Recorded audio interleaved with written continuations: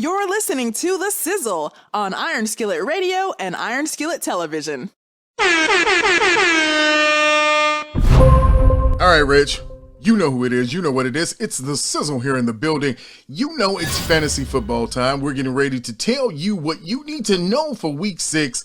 All the fantasy dirt, all of the information, what's sizzle, what's fizzle, giving you that information so that maybe you can win your fantasy league and come and take us out for lunch, preferably like brunch. I like breakfast and lunch all together. That's what I like. I like Starbucks, Dunkin' Okay. Donuts. Anything Okay. with coffee, I'm good with it. Okay. Well, see, he's a cheap date. I was just going to say, I wasn't going to say Dunkin' Donuts. I was going to say coffee, but I will take coffee. But Rich, let's start out real quick.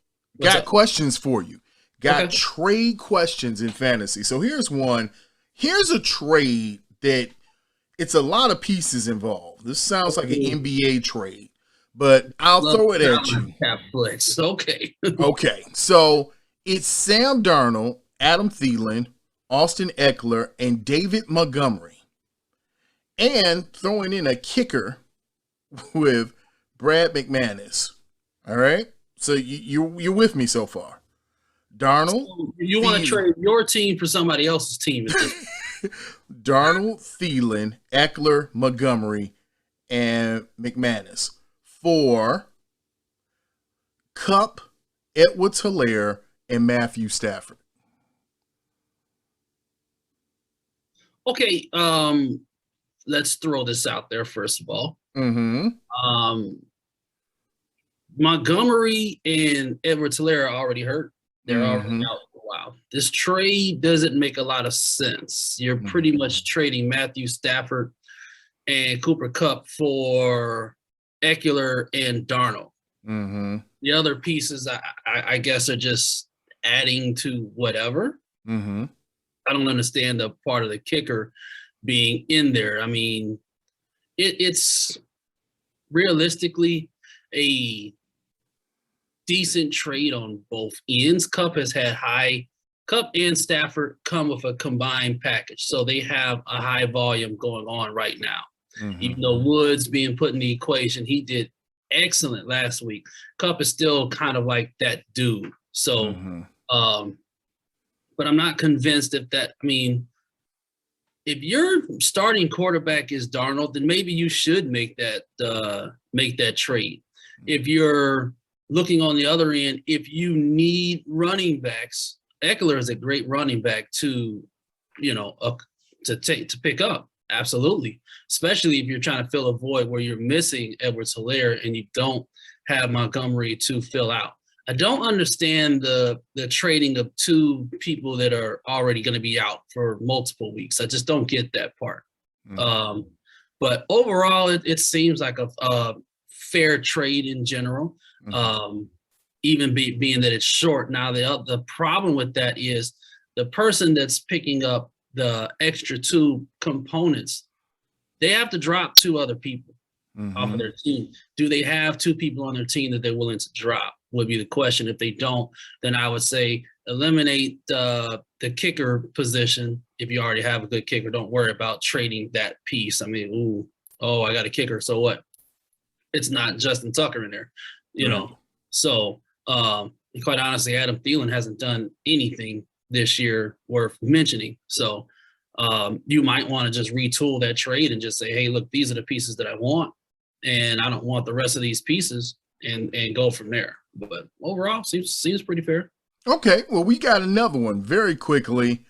Mark Andrews for Allen Robinson, Nyheim Hines, and Khalil Herbert.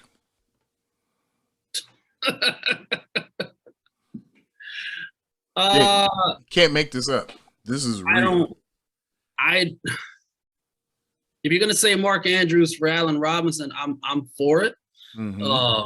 Both of them have been struggling. Andrews came up big last week, but other than that, I haven't seen too much productivity of him. And Allen Robinson surprisingly has landed on an injury report this week. Okay. So that's something to monitor. Herbert will probably be the feature back against Green Bay. That's kind of scary. And Naeem Hines. I mean, he's the backup to Jonathan Taylor. The trade doesn't make any sense to me whatsoever, to be honest with you. I wouldn't go for it on either end, but at the same time, it's not a trade that's going to hurt anybody either, because these are all components that can be replaced if they don't pan out. Even with Mark Andrews, as you're looking for a viable tight end, the tight end position is a little fickle this year. Even with Travis Kelce, who hasn't been producing what they want. About the only tight end that you want to talk about that's producing is Darren Waller. After that, conversation not even worth a cup of coffee now. Yeah, these are questions that are being thrown out there. They're big questions. We've got another big question. So if you're looking at running backs this week, and we know that the Bears are in a position, they're in a pickle, and I don't mean a good pickle either. They're in a pickle. They're in a pickle with their now leading rusher out on the COVID-19 list. So the question is, do you start Herbert or Jay Williams from Detroit? Which running back do you favor out of this mix? You almost got to go with Herbert, because the Bears are going to focus on the running game. And right now, he is your running back option. I mean, Justin Fields is probably going to pick up his mobility this week, but he's still a better option, in my opinion. Now, big question is, who is the Lions playing? They're playing the Bengals. The Bengals defense has looked a lot better moving forward since they played the Bears. I guess the question is, with Williams, is DeAndre Swift going to play? Yeah. And that's still a question. If DeAndre Swift does play, then you almost take Williams off the board completely. Okay. So that's something to monitor as the week goes on. Yeah. That's one of those things you look at, and you're just trying to get some balance as to where you're going to go if you're trying to set up your lineup. So, okay, Rich, let's look at week 6, Tampa Bay at Philly. I mean, it was pretty much a wash. Now, I had them as my upset pick because I thought that if there was a game that Philly was going to slide in, it could have been a short week game against Tom Terrific. I was almost close. The final score was 28-21 or 22. My room is bugged and you're just playing with me. But it was the upset. It was the sizzle pick. I was like, I'm going to pick one team that there's no way in God's green earth it's going to happen. And it did not happen. But Jalen Hurts looked very good. And at least now you get a clear understanding that maybe Philly has a quarterback moving forward for the future. If that's a win, yay. Yeah, okay. All right, so let's move right along then. All right, so let's look at Miami and Jacksonville. I am saying right now that this is the Tua Bowl. He's coming back. It's going to be Tua all over the place. What do you think? Tua is back. I like this game because I don't see a lot of defense being played. Mm-hmm. So for fantasy owners, if you've got James Robinson, you're in a good position from Jacksonville's perspective. If you so happen to have lost Russell Wilson last week and you need a week-to-week quarterback, Tua might be a good option to go with. Okay. So it's going to be an interesting game. I mean, you've got a 1-4 versus an 0-5. So, on paper, you say these teams suck, and they probably do. But these usually end up to be kind of interesting games to watch. So I'm edging more towards Miami, knowing their main guy is back. Mm-hmm. So that would be my pick. From a fantasy perspective, I meant to talk about that. In one of my other podcasts, we talked about Will Fuller, and I says, hey, man, treat them like how they did with toilet paper on the shelves in COVID. Guess what? He's back on IR. So like I said, I hope you enjoyed him for that 1 week. Yeah, hope you got a lot of value. Hope it was fun for you Hope it was that fun week. while it lasted. Yeah, So. it didn't last long, as maybe the good feeling isn't lasting that long in Washington either, as KC is going to be at Washington. Rich, who should we be looking at? What should we be taking away from this KC Washington game? I think you're going to take away that Patrick Mahomes is going to get a lot of pinned up frustration from the previous week and go all in on that kind of soft Washington defense that hasn't been doing what we expected. In the early beginning of the season, we thought Washington might have been a top 12 defense, and they've been at the bottom. And it's not because they played top offensive teams. Kansas City is a top offensive team. I don't care what they did last week against a decent Buffalo defense. This Kansas City team is still legit contenders. Don't think that just because they had a bad week that they're just going to continue that. Mm-hmm. Now, the only question is, who do you lean to for the running back position? And that might be a little different one. You have Williams and you have McKinnon. I would lean a little more towards McKinnon at this point. I think they featured him a little bit more when Edwards-Helaire went down. Okay. But it's definitely going to be a timeshare. So that's going to be one of those flip of the coin kind of things. But you've got Tyreek Hill that's going to do good that game. I think Kelsey's going to have a good bounce back game. And from Washington's perspective, they're going to be playing from behind. So there's another good person who might be available is Heineke as their quarterback. He's shown a lot of good potential and promise. So he's another decent person to look at if you just need a week-to-week quarterback. Mm-hmm. If you're doing quick streaming, that might be someone to look at. Now, is there someone to look at the LA Rams at the Giants? Right now, I'm not sure of Daniel Jones' status, where he stands physically, if he's going to start or not. But I do know that the Rams are rolling once again. So, Rich, who are my stars? Who am I looking at as my streamers right from this game? I think I like the ground game. I think Darrell Henderson is going to put on a show. Now, forgive me if I'm wrong. I don't know if Saquon Barkley is playing. No, I don't. I'm not sure. They haven't said as of yet. He's still injured. He's still on the injured list with that swollen ankle. So I'm not sure. Yeah, I think this is a game that you're going to see both Barkley and Jones miss. So on the other end of the perspective with the Giants, this game could get out of hand quick. And that's why I say you might want to look at Henderson, because eventually Stafford and company with Kupp and Woods, yeah, they'll do good in the first couple quarters, but eventually it's like, okay, we got this game handled. Let's just ground and pound. That's where Henderson will probably step in and give you good yardage points. Now, what about Devontae Booker for the Giants? Is he a good streaming option at this point if you have a situation where Saquon isn't playing? Yeah, if you don't have anybody else to go to. I don't think he's going to erupt for 90 yards and 2 touchdowns, but if his projected value is 10, hypothetically, I could see him doing for 45 yards and an easy touchdown somewhere in that game. Sure. Yeah, his projected is 4 receptions for 58 yards and 1 TD for about 13.8. So yeah, I could see that. Okay, so moving right along, we have Houston at Indiana.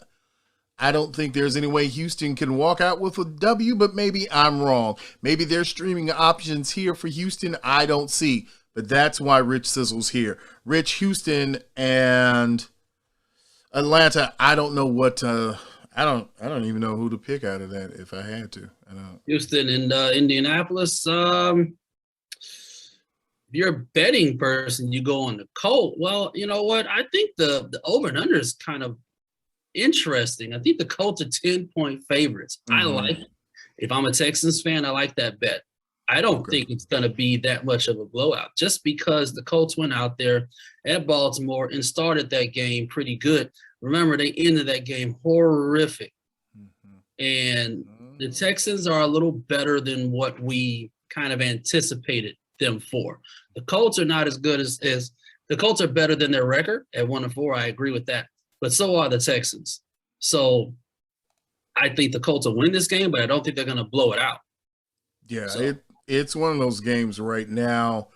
I say it's more of a pick 'em, but as you said, right now, if you look at the money line across, you're looking at about 43.5 and about a 10-point spread. So somewhere, if you're looking across your sports bets, FanDuel, betting MGM, you're probably looking at 10. So you're right on the money on that one, Rich. It's right there. So, okay. So now we've talked about that. I think one of the games we really have to talk about is Bears, Packers. Packers at the Bears, Bears at the Packers. We got to talk to our people who want Bears, Packers. So, yeah, we're gonna talk about it, please. I despise talking about Bears, Packers. Want to know why? Because, as I was telling somebody else, the Packers is one of those teams, I think they do it on purpose. You can't bet for them and you can't bet against them because regardless of whatever, you're going to lose. That's how it has always been in my history. Whenever I says, you know what, the Packers got this game, I'm going to go ahead and bet for them. They lose. I.e. early in this year with the Saints, they lost embarrassing. And I'm like, that's a wrap game. Yeah, no. So, yeah, this is a game I hope the Bears come in and play good. They're at home. This could be a definite statement game. But on the other end, you have Aaron Rodgers. And if Aaron Rodgers wakes up in a good mood, in a State Farm mood, it could be a long day for the Packers. If he wakes up in a angry, I haven't eaten my Snickers in a while mood, this could be a long game for the Bears. One thing is certain, the spread at 6 points is going to go one way or the other. I don't think this game is going to be close. So your question is, are the Bears going to blow it out or are the Packers going to blow it out? And leaning more towards the Packers, unfortunately. Okay. Especially with you got a rookie running back coming into that game. And Allen Robinson is hurt. Who are you going to throw that ball to now?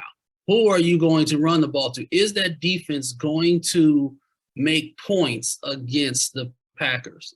And I liked what I saw with them with the Raiders, but Derek Carr is not Aaron Rodgers. So that's why I think this is going to go the other way. Okay. Well, right now the line for them is the over-under set at 44 with a 10-point spread for them also.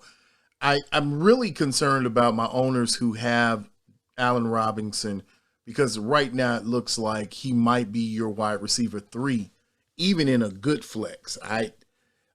If you got better, I think you bench him. I really do at this point. I don't see that the Bears are going to utilize him. Now, I could be wrong.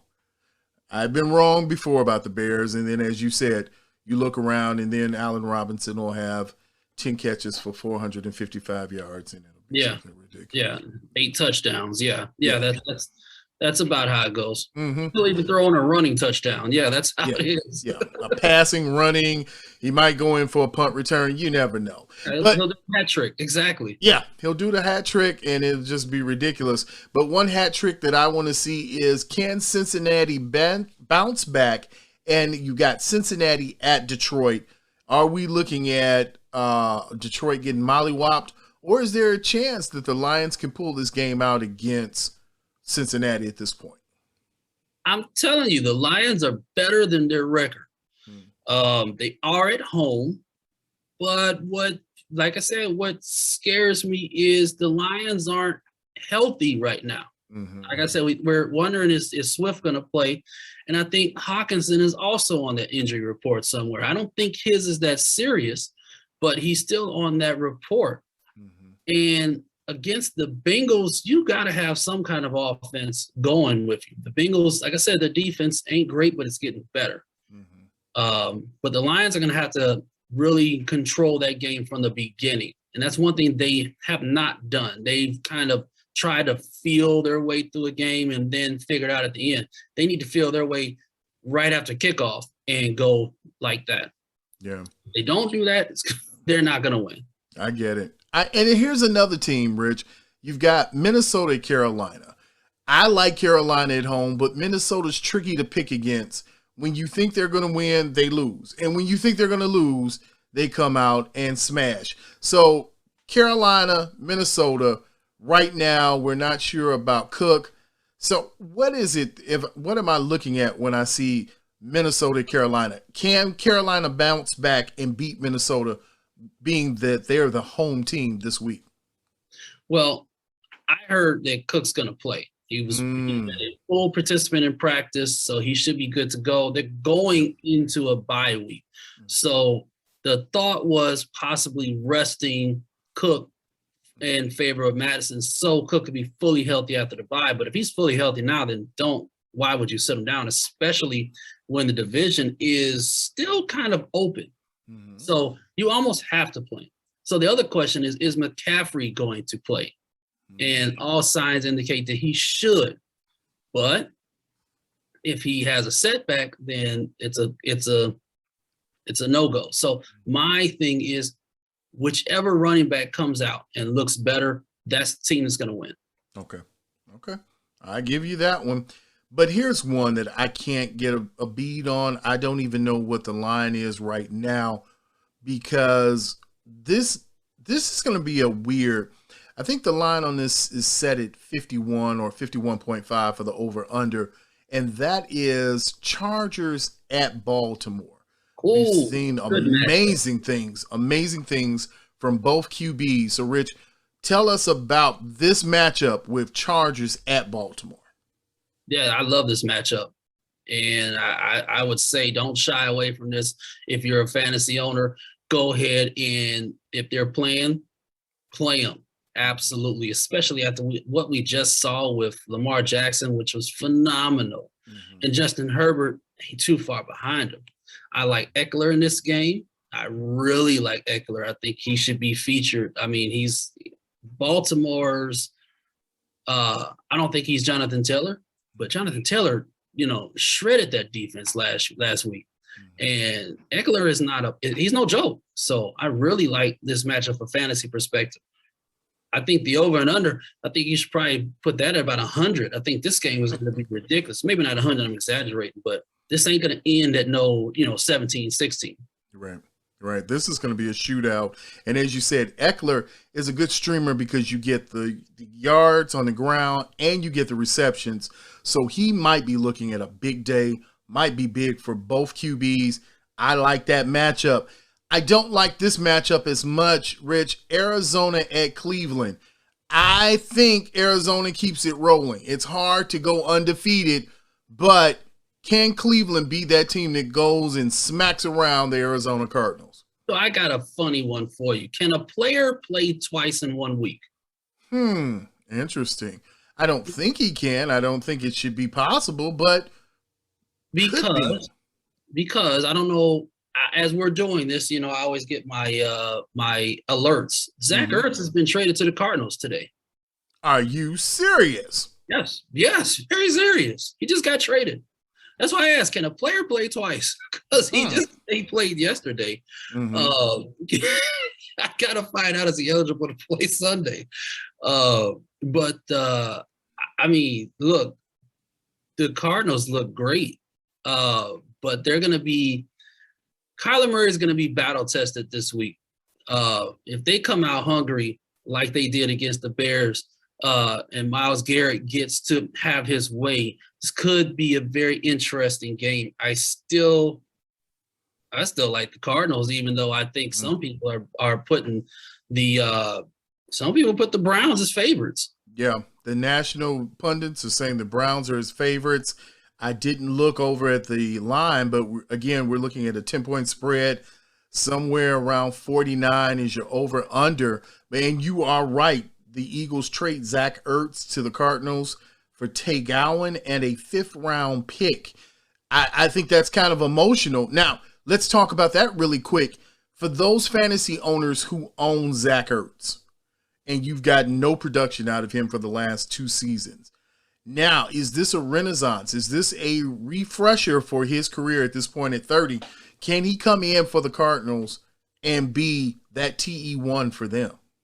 Yeah, why not? But with all the other weapons that the Cardinals have, I would temper my expectations in thinking that he's going to come out like he was a few years ago and having productivity like he was a wide receiver. I mean, look at the wide receivers that they have already. So Ertz will get his share, but I don't see it being that big of a piece of the pie. Yeah, it's going to be interesting to watch how that unfolds. Rich, we haven't had a chance to talk about what's been going on with the Raiders. A big topic, one that I think needs a little bit more time to sit down and flush out. But you've got LA at Denver. Can the Raiders recover from such a horrific week and something that started last week against the Chicago Bears? Is there any balance here for the Raiders? Can they walk away with a victory over Denver?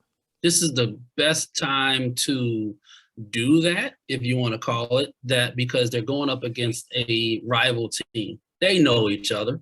They're familiar with each other. They don't like each other.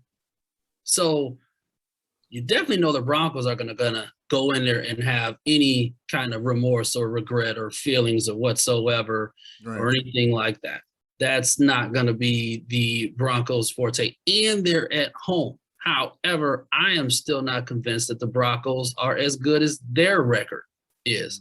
So this is a game that the Raiders can really come in and surprise some people if they get back to business at hand. Okay, you had that shock factor, and like you said, we should have our own segment about all of that. But you all are professionals. The show has to go on. You have to do this for Vegas. I mean, you're a premier team that's never been there. So despite all the controversy, you got to get down to business. You still have a great offense. You still have great weapons. You got to get it together, and you got to get out there and play football. You know you're going to be the enemy all the way around. Doesn't matter just for one person. You have been labeled and you've been stained. So now it's time to wash away that stain with good football. That's how you get away from all the distractions. I think they can do it against the Broncos. They're not the favorites again in Vegas, ironically, but I like them this week. Mm-hmm. Yeah, I like them. I like the Broncos, even though their fantasy streamers aren't great options right now. As you said, you don't have a clear RB1. You don't have a clear wide receiver one. Quarterback play has been marginal, to say the best. But how about this one? Dallas at New England. I'm getting on the Dak train. I am on the Dak train. I really like this year what I see from Dak. So Dakota's doing his thing. I was on the New England train, but yeah, no more. Nah, this is a Prescott game, and the only thing that I'm a little confused on is why the over and under, why Dallas is only a 3-point favorite. Yeah, I don't get it. I don't get it for this game. I think this has a 10-piece variety. Okay. I like it. I think a 10-piece is guaranteed and warranted for this. Now, here's an intriguing one, because we only got two more to go, but here's a really intriguing one. Seattle at Pittsburgh. Mr. 1-2 step is down. He's out. Their running back, Chris Carson, may be there, may not be there, who knows. But you still got Metcalf, you still got Lockett, you still got some options with what they do. Now, the question is, and for those of you just like I didn't know that their backup quarterback was even still in the league, I did not know that until he trotted on the field last week. So is Seattle going to be able to go into Pittsburgh, Rich, and shock them and come out with a victory? I don't think so. And I liked what Geno Smith did. I was impressed, reminded me of what he could have been. If he had consistent time and on a good system. I mean, he's playing for the Jets, for God's sake, where, I mean, a hobbling Metcalf and Lockett was probably better options than what he had. But I'm going to tell you where I think this game wouldn't have mattered even if you had Wilson and Carson. If the Steelers continue to feed Najee Harris the ball and let him get in the flow of the game, let him control the game. I don't see too many teams out there that can beat the Steelers if they stay committed to the run game like they did, and Najee Harris has his way. So the Seahawks haven't really been stopping the run like they should have anyway. And they're playing on the road, trying to figure out how to win without the one person that's kind of like their Aaron Rodgers over there. I mean, he's always been there. When he's there, they win, and he's always been there. They don't have a what-if contingency plan. I'm sure Geno Smith figured he'd spend the rest of his career on the bench making good money. Now he's got to get in there and figure it out. But like I said, I don't think it had nothing to do with that. It has everything to do with Pittsburgh's offense. Yes, Juju's out, but they still have good receivers. They still have Claypool, and they still have Deontay Johnson, who reminds me so much of a hybrid Antonio Brown and Juju combined. So it's like, where do they go wrong in this game? The only way they can go wrong in this game is if somehow they allow the Seahawks to just jump out ahead and stay ahead, and they have to abandon the run game. I don't see that happening with Geno, though. You know, remind me, we need to have a conversation about, and we'll have it after we watch the Bears game, to see how this offense runs with a different running back. I have a theory about what's going on with David Montgomery. Some things I saw from last week's game, when you talk about controlling the tempo, it reminds me of what maybe the Bears should be doing. Control with the run game, play stout defense. And it's pretty hard unless you got a rookie quarterback that just decides to go rogue and tries to throw for 400 yards. I think that's a good formula to win, but one team that's not going to do it, the one team that we know all that's out the window, is the Buffalo Bills. We know for no reason will there be a ground control game, because they have probably the worst ground control game I've ever seen, but they're going up against Tennessee at Tennessee. Rich, I thought Tennessee was going to be better. I thought maybe Julio Jones could resurrect his career. I was wrong on all fronts, and even Derrick Henry is disappointing me. I don't know how to look at this other than Buffalo going into Tennessee and it being a blowout. Okay. Well, Buffalo is favored to win this game, and they should, especially the way they played against Kansas City. I don't know how Derrick Henry's been disappointing. He's been putting in good numbers.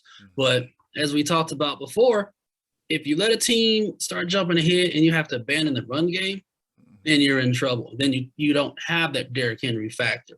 This is going to be difficult to watch, to be honest, if you're a Titans fan, because what Josh Allen did last week, I mean, he was ready to risk it all on certain plays for little to nothing.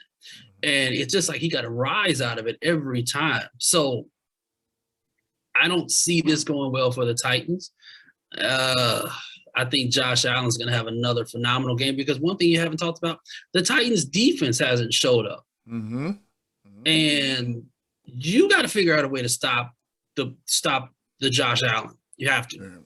He's going to torch you on land and in the air if you're not careful. And if he can do it by sea, he'll figure that way out too. I mean, he has been unstoppable this year. Phenomenal. And I don't think the Titans going to have an answer for that. Yeah, I don't think they have an answer. I don't think that Mike Vrabel really knows what he has.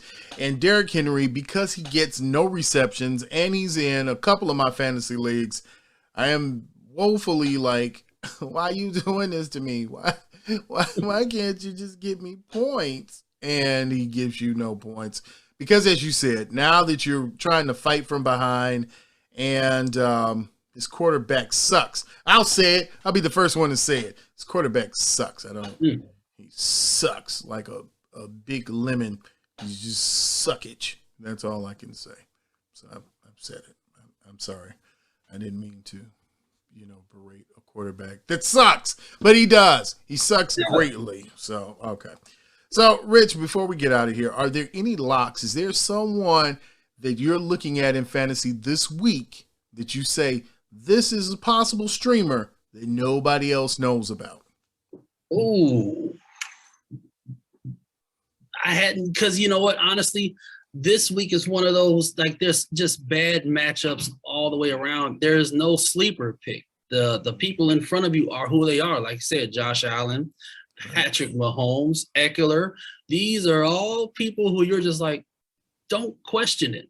Right. You know, it's a lot of, if you look at the Yahoo format, when you're looking at players and their opponents in the green, they're in the green for a reason. Green means go. Don't even question it. Go with it, to be honest with you.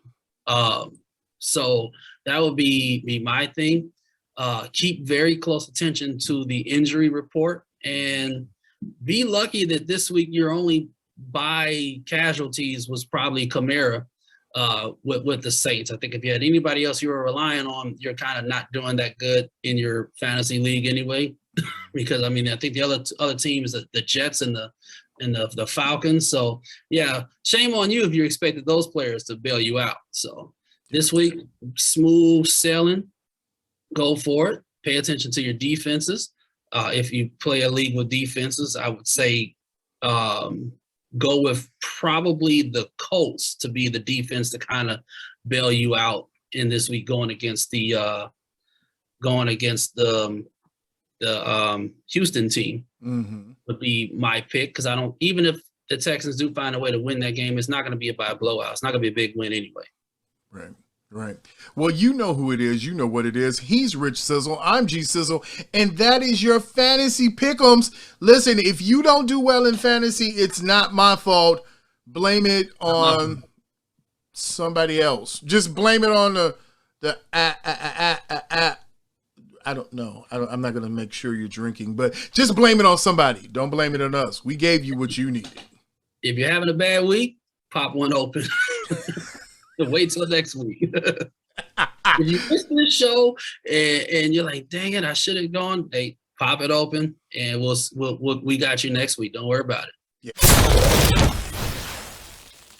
To get this in here, guys, we got some breaking news into First Take. Zach Ertz has been traded to the Arizona Cardinals in exchange for a fifth-round pick. Sources telling ESPN. Zach Ertz now on the Cardinals. Let's get some reaction here. Stephen A., I'll start with you. I love it. Let me tell you something. I've been talking about the Arizona Cardinals. I've been talking about what Kyler Murray does. He's completing 75% of his passes, so we know he can throw the football. Then we're sitting there and we're looking at him, and we know what he can do running the football this side of Lamar Jackson. Then you look at DeAndre Hopkins and A.J. Green and Christian Kirk, and you say Rondale Moore, and you're looking at them and saying, all right, they got some weapons. And then you just added Zach Ertz? It was for a fifth-round pick and cornerback. I want to make sure I didn't miss saying that, because fifth-round pick sounded I'm telling you right now, this makes their offense more potent. It gives Kyler Murray an additional reliable weapon. I like Zach Ertz a lot.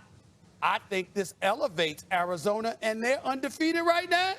Thank you for listening to The Sizzle, the hottest sports talk in the 219, here on Iron Skillet Television and Iron Skillet Radio. Make sure that you follow us on Twitter, Facebook, and Instagram at Iron Skillet Sports. And remember to like, share, and subscribe to Iron Skillet Sports on YouTube at Iron Skillet Sports.